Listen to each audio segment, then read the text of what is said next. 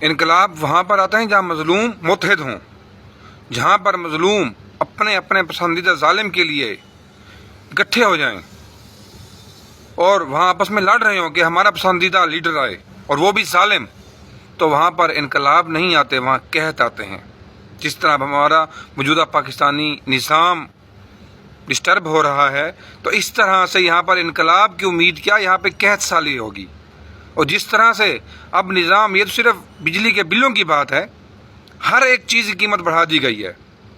دنیا میں بھی قیمتیں بڑھتی ہیں، لیکن ہمارے پاکستان میں جو کرپٹ مافیاز تھے، سیاست دان تھے، جن کو پچھلے 4 سالوں سے اقتدار نہیں ملا اور 1.5 سال میں آئے ہیں، تو ان کا جو ہر بار اقتدار میں آنے کا ٹارگٹ ہوتا ہے، مشن ہوتا ہے پیسہ لوٹ کر جانے کا، وہ پورا نہیں ہوا۔ تو اس لیے ان لوگوں نے ان مافیاز کو کنٹرول کیا ہے، ان مافیاز کو اپنے ہاتھ میں لے کر قیمتیں بڑھائی ہیں، اور ان سے جو ان کا کمیشن ہوتا ہے وہ ٹارگٹ اچیو ہو رہا ہے۔ اتنی مہنگائی نہیں ہے جتنا ان لوگوں نے کیا ہوا ہے۔ ان لوگوں کو کیا، یہ آج بھی مر جائیں تو ان کا کیا فرق پڑے گا؟ ان کی 7 نسلیں سکون سے بیٹھ کے کھا سکتی ہیں۔ دہشت گرد بھی ہم ہیں، غدار بھی ہم ہیں۔ کیوں کہ ہم مظلوم کے لیے آواز بلند کرتے ہیں، اپنے حقوق کے لیے آواز بلند کرتے ہیں۔ تو ان لوگوں کا کچھ بھی نہیں جانا، ان کو اقتدار نہ بھی ملے اگلے 100 سال تک، تو ان لوگوں کے جو بڑے بڑے محلات بنے ہوئے ہیں بیرون ممالک میں، تو یہ لوگ اپنی عیاشانہ زندگی گزار رہے ہیں۔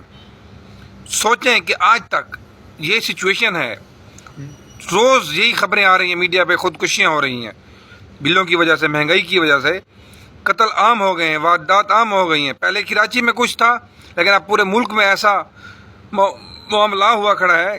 اب اس کا کون ذمہ دار ہے؟ کسی سیاستدان نے کہا ہے کہ میں اپنی جائیداد بیچ کر غریبوں کی مدد کرتا ہوں؟ کسی بڑے بڑے عہدیدار، بیوروکریٹ، ججز، کیونکہ ان لوگوں کا سب کچھ باہر محفوظ ہے، ان کو معمولی بھی پریشانی نہیں ہے۔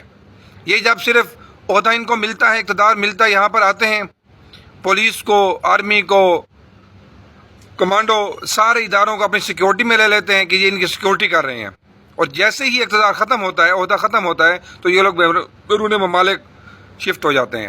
تو ان لوگوں کو کسی قسم کی کوئی پریشانی نہیں ہے، کوئی غریبوں کا احساس تک نہیں ہے، بالکل، کیونکہ ان لوگوں کا منی لانڈرنگ کے ذریعے، کرپشن کے ذریعے پیسہ باہر جا چکا ہے، ان سے نہ ہی کوئی پوچھنے والا ہے۔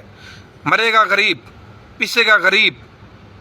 ہمیشہ جتنا دیر سے ہم ظلم کے خلاف اٹھیں گے، اتنی ہمیں زیادہ قربانی دینی پڑیں گی، اور اتنی ہی زیادہ تکلیفیں اور مصیبتیں برداشت کرنی پڑیں گی۔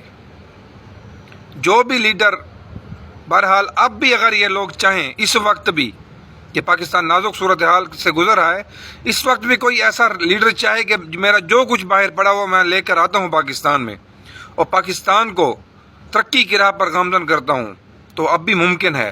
لیکن ان لوگوں نے نہیں کرنا، ان لوگوں نے ہرگز بھی نہیں کرنا۔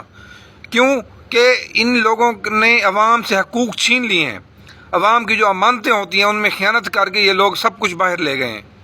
اب ان سے کوئی پوچھنے والا ہو کہ آپ کو کتنی دفعہ اور موقع ملیں کہ آپ پاکستان کے لیے کام کریں گے، وہ کہیں گے جی بس ایک دفعہ موقع مل جائے پاکستان پر ہمیں حکومت کرنے کا، ہم پاکستان کو ترقی کی راہ پر گامزن کر رہیں گے۔ ایسا بالکل ہرگز نہیں ہے۔ اس کے لیے ہم لوگوں کو متحد ہو کر سیاست میں حصہ لینا ہوگا، اور جمہوری نظام کو سمجھ کر ان لوگوں سے سیاست چھیننی ہوگی، ورنہ یہ خاندانی نظام اگر ایسا چلتا رہا تو یہ پاکستان تباہ برباد ہو کر رہ جائے گا۔ Thank you.